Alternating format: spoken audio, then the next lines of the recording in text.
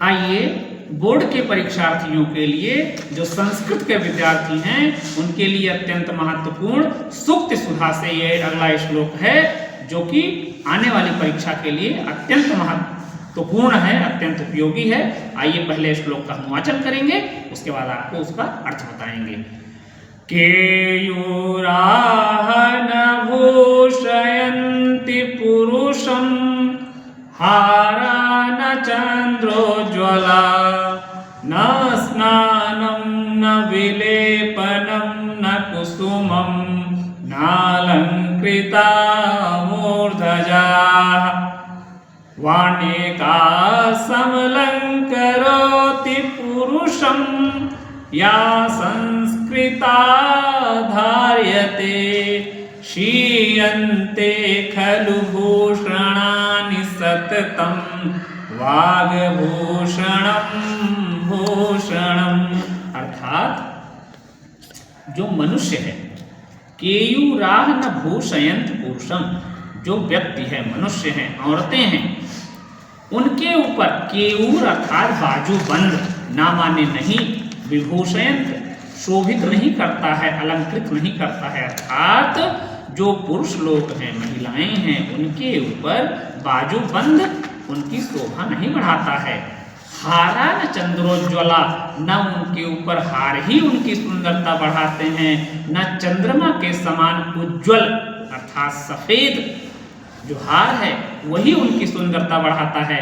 चंद्रोज्ज्वल में चंद्र धन उज्ज्वल, इसमें गुण संधि है, और उज्ज्वल में भी संधि है, उत धन ज्वल उज्ज्वल।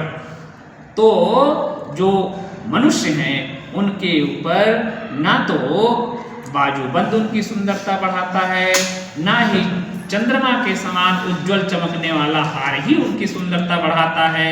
ना स्नानम न विलेपनम न कुसुमम, न स्नान ही नहा लेने से किसी की सुंदरता नहीं बढ़ती है, न विलेपनम न ही चंदन लगा लेने से उसकी सुंदरता बढ़ती है, न कुसुमम और न ही फूल लगा लेने से, फूलों को बाल में सजा लेने से भी शरीर की सुंदरता नहीं बढ़ती है।